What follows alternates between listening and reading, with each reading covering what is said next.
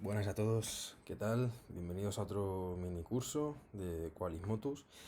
Y en este mini curso vamos a hablar de todos los factores fundamentales a la hora de la generación de la fuerza, ¿vale? Ya en el curso anterior estuvimos hablando sobre cómo entendíamos los planos y ejes de movimiento, hicimos una pequeña introducción a todo lo que sería el trabajo de fuerza desde una base más global.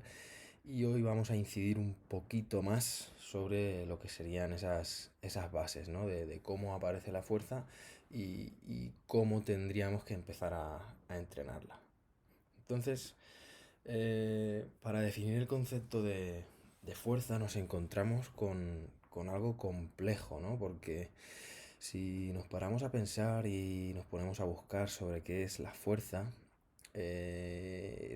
está incluida dentro de multitud de disciplinas, desde lo que es la actividad física y deporte, desde la psicología, la fisioterapia, la ingeniería, ¿vale? Entonces es algo complejo, por el hecho de que si le preguntamos a un entrenador, pues muy probablemente nos hablará de que la fuerza nos hará saltar más alto, correr más rápido, levantar cosas que pesen más. Un fisio nos podrá decir que el entrenamiento de fuerza nos puede ayudar a solucionar pequeños dolores, como por ejemplo Mario nos hablaba en su mini curso de esos dolores de espalda, cómo solucionarlos con ese trabajo a nivel de fuerza. Y incluso a nivel psicología, ¿no? Porque ser o hacer frente a situaciones de adversidad, pues también nos requiere de esa fuerza a nivel mental. Entonces, si nos ponemos a hacer una revisión de todo lo que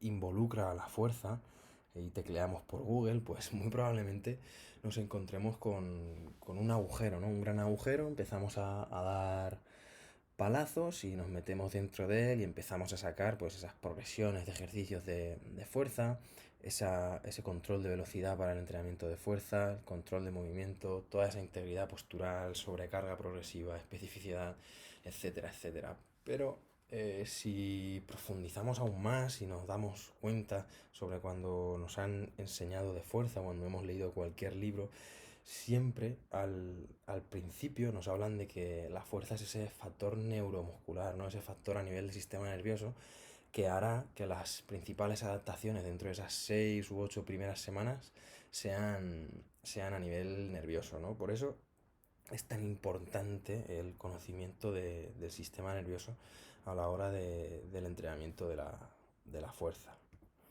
Entonces nos encontramos con dos factores fundamentales, ¿no? A la hora de la generación de fuerza, que es ese factor fisiológico del que hablábamos, ¿no? Ese reclutamiento de unidades motoras, esa inhibición a nivel neuromuscular y esa frecuencia de disparo. Y también nos encontramos con esos factores a nivel morfológicos, que es ese área de sección transversal, esa longitud de los segmentos y esa arquitectura muscular, la cual en estos factores morfológicos el entrenador va a poder hacer poco, o lo que puede hacer va a ser con unos resultados bastante lentos. Entonces vamos a profundizar un poquito más dentro de estos factores a nivel neural. Nos hemos encontrado con que uno de los principales factores es ese reclutamiento de unidades motoras. ¿Y qué es ese reclutamiento de unidades motoras? Pues este reclutamiento de unidades motoras está completamente vinculado a ese principio del tamaño, ¿no? Es decir, esfuerzos pequeños harán que se activen unidades motoras pequeñas o que sean muy finitas para hacer movimientos finos. Un incremento de ese esfuerzo hará que las unidades motoras que se activen sean algo más grandes, y esfuerzos muy grandes o sus máximos o máximos harán que las unidades motoras que se activen sean mucho más grandes, pero con menos capacidad de ser movimientos finos de los que decíamos antes, ¿no? También está completamente relacionado con esa ley del tamaño de Henneman a nivel de fibra muscular, está todo relacionado. Luego también tenemos esa frecuencia de impulso, ¿no? La frecuencia de impulso va a ser lo que haga que nuestro sistema nervioso mande todos esos impulsos a nivel de la fibra muscular y que ésta empiece a generar tensión.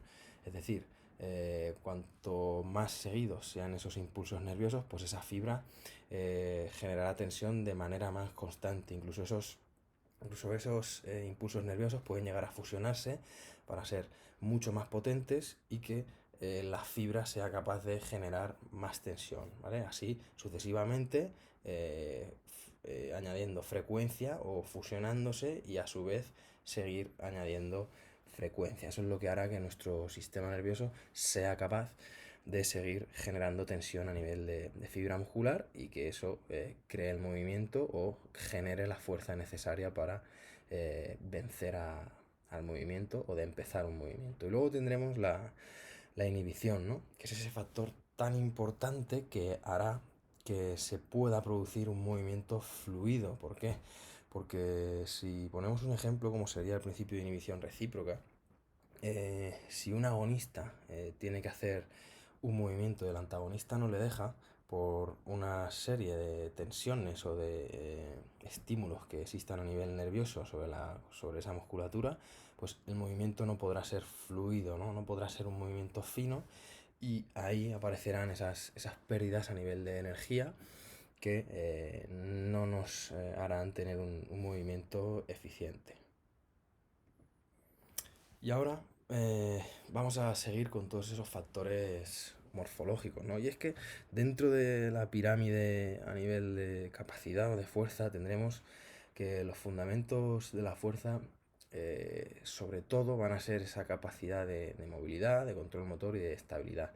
Y para nosotros uno de los factores más fundamentales dentro de lo que es el entrenamiento de fuerza es la movilidad, ¿no? Porque sin movilidad no tendríamos todo lo demás.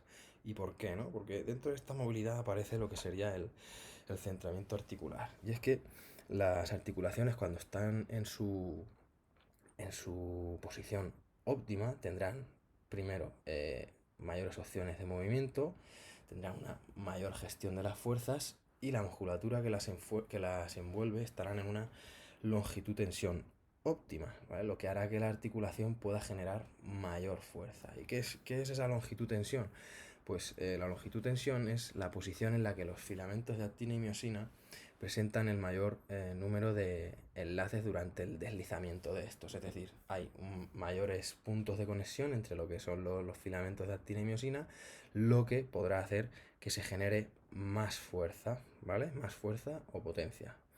Y luego la fatiga, ¿no? Porque que la articulación esté centrada y tenga mayor capacidad de movimiento hará que el cuerpo pueda organizar mejor esa coordinación interarticular que necesita para que éstas se alineen mejor y pueda haber una mejor gestión o transmisión de fuerzas de una a la otra. Si no la tenemos, va a aparecer muchísima fatiga en todos los movimientos que no sean los óptimos a nivel de tejidos, y cuanta más fatiga acumulemos dentro del tejido y mayor fatiga acumulemos dentro del sistema nervioso, pues peor rendimiento tendremos y menos fuerza podremos generar.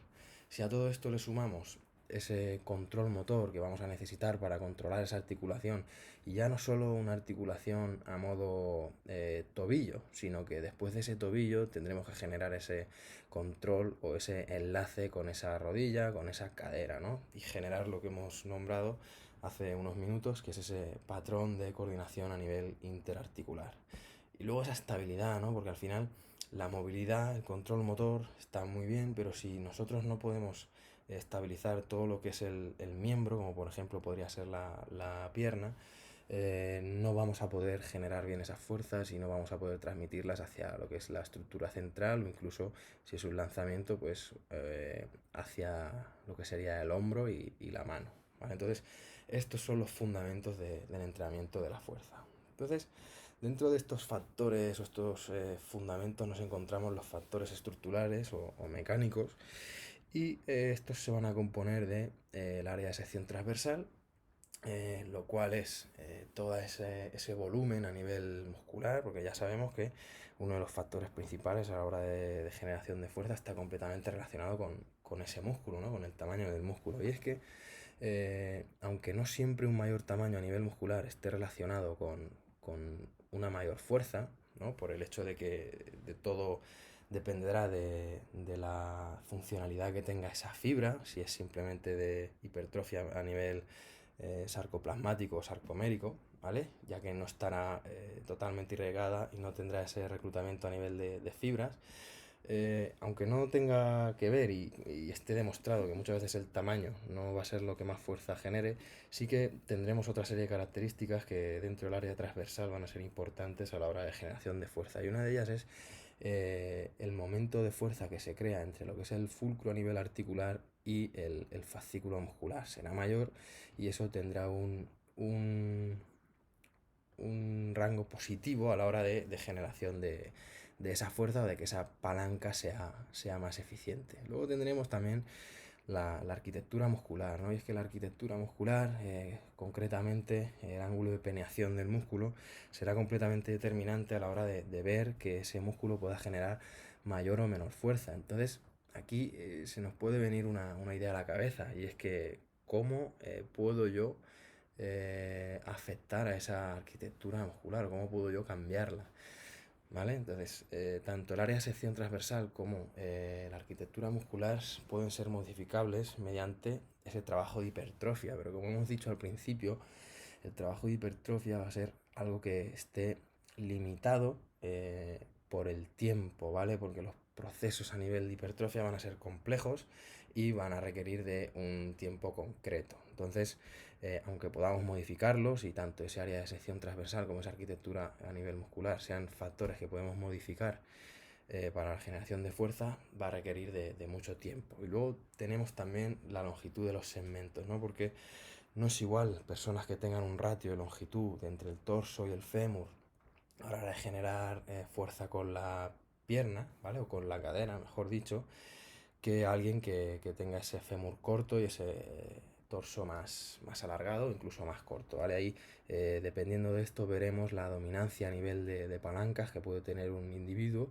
y tendremos que estar atentos dentro de lo que es esa evaluación del movimiento para elegir las técnicas o los posicionamientos que queramos realizar con él a la hora de la generación de esa fuerza. Y es que incluso la longitud de los segmentos también podría ser modificable por la hipertrofia, ¿no? Porque si nos encontramos con un caso de un fémur muy largo y un torso muy largo, si nosotros nos centramos en esa hipertrofia a nivel del glúteo, estaremos ganándole tanto beneficios por ese área de sección transversal mayor, con ese momento de fuerzas a nivel de fulcro y de fascículo muscular, y estaremos aumentando también esos ángulos de peneación a nivel de arquitectura muscular que hará que la palanca sea aún más eficiente.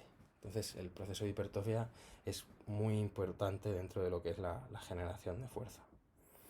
Y luego nos vamos a encontrar con cómo me hago más fuerte, ¿no? Porque sí, conocemos metodologías y conocemos muchas cosas que seguramente nos hagan ponernos más fuertes, pero ¿cuál es el idioma que entiende nuestro cuerpo a la hora de ser más fuerte?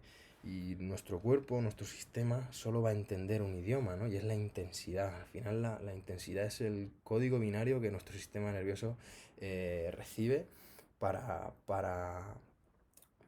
para que los estímulos sean efectivos, ¿no? Y esta intensidad, o bien la podemos aumentar o la podemos entender como carga, ¿vale? Que sería lo más común, el hecho de entender la intensidad del entrenamiento por carga, es decir, aumento los kilos que estoy moviendo en la barra y estoy aumentando esta intensidad, ¿no?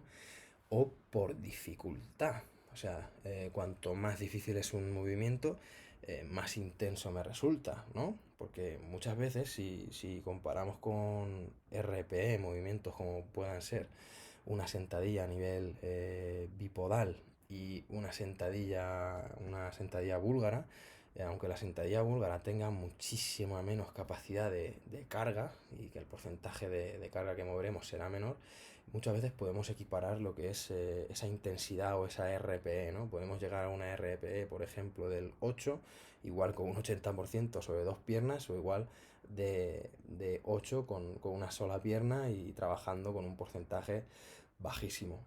Y le estaremos dando el mismo estímulo a nivel sistema nervioso a nuestro cuerpo, ¿vale? Y por eso podemos jugar con esa intensidad, tanto con cargas como con dificultad de los movimientos. Entonces, esas formas de incrementar el estímulo que va a hacer que mi sistema nervioso sea más eficiente a la hora de generar fuerza y que a su vez pueda transmitirlo a esas palancas a nivel muscular, pues tendremos esos impulsos más finos en los que tendríamos que estar muy pendientes de lo que es el movimiento y ganarle ese control motor analítico a las zonas y que igualmente resultará de una intensidad baja pero suficiente a la hora de dar ese estímulo a nuestro cuerpo. Tendremos esa manera o ese impulso coordinado, como puede ser el hecho de hacer un single leg deadlift o una sentadilla búlgara, como hemos dicho antes, en las que vemos que a nivel coordinación muscular va a ser muy efectivo y nuestro sistema nervioso va a tener que trabajar en rangos muy intensos para controlar toda esa estabilidad y toda esa fuerza que tendremos que realizar contra el suelo para primero salvar el peso y segundo para estabilizarnos y luego de manera intensa, ¿no? Que o bien lo realizaremos con mucha carga o bien lo realizaremos realizando ese trabajo por fuerza-velocidad, que sería tan interesante dentro de ciclos en los que queramos ganar esa fuerza máxima del individuo. Y luego aquí tenemos pues cómo lo unimos todo, ¿no? Tendremos que esa fuerza es completamente dependiente de esa fisiología, de esa morfología y de esa mecánica y cómo todo se va uniendo dentro de lo que sería el entendimiento del trabajo de fuerza. Y es por eso por lo que es tan importante reconocer esas bases a nivel de generación de fuerza, tanto a nivel nervioso como a nivel fisiológico, como a nivel morfológico, como a nivel mecánico. Y luego aquí he querido meteros un pequeño ejemplo de cómo llevar todo esto a la práctica, ¿no? Entonces aquí sería una pequeña programación de 10 semanas en la que vemos cómo en las 3 primeras semanas haremos ese trabajo previo de todos los fundamentos a nivel de fuerza, la que llamamos esa capacidad global y esa ganancia de área de sección transversal, en la que intentaremos ganarle un poquito de hipertrofia al individuo, pero sobre todo hacerle fuerte dentro de diferentes planos de movimiento, sobre todo a nivel los planos secundarios del movimiento que le van a sujetar su plano principal cuando tenga que competir. Estableceremos esos fundamentos de movilidad, control motor y estabilidad y sobre todo intentaremos generar una base muy amplia de fuerza a nivel de todas esas metodologías isométricas excéntricas que primero nos ayudarán dentro de todo ese área de sección transversal y esa ganancia de hipertrofia y el estímulo que le daremos a nivel sistema nervioso va a ser diferente, incluso menor, porque la fatiga que generan es más a nivel muscular y no a nivel nervioso. Si continuamos, vemos que las 3 siguientes semanas están unidas por un nexo común de la primera, que es esa gestión de todas las fuerzas que el individuo se va a poder encontrar. Y aquí veremos que tenemos la capacidad auxiliar, ¿no? Y es en la que empezaremos a trabajar con esos vectores principales de trabajo dentro del trabajo de auxiliares de fuerza y seguiremos con ese trabajo de isoexcéntricos ya más llevados hacia el trabajo concéntrico porque deberemos de empezar a acelerar esas cargas o deberemos empezar a producir esas fuerzas. Continuamos con esas 2 semanas de fuerza máxima en la que ya trabajaremos sobre planos principales de trabajo, sobre ejercicios principales con mucha carga. Ya estaremos hablando de esa intensidad que decíamos en las diapositivas anteriores y podemos mezclar metodologías como son los stop-go, los clusters, ese trabajo por fuerza-velocidad y luego ya realizaremos pues esa semana de descanso y esa semana de pico en el que o bien es la competición o bien es ese pico programado que tendremos con el atleta, ¿vale? Así que nada, esto era lo que quería mostraros sobre ese trabajo de bases, de fundamentos a nivel del entrenamiento de la fuerza o de generación de fuerzas y cómo ya empezamos a ver esa aparición de trabajo de auxiliares de fuerza enfocados a vectores principales o ese trabajo de auxiliares de fuerza enfocado a vectores secundarios de trabajo y cómo se forman esos fundamentos a nivel de entrenamiento de la fuerza conocidos como la movilidad, el control motor y esa estabilidad que nos va a ser completamente determinante a la hora de cuando busquemos ese rendimiento ser lo más eficientes posibles y reducir todo ese porcentaje de lesión. Así que espero que os haya gustado y nos vemos en el próximo minicurso. Un saludo a todos.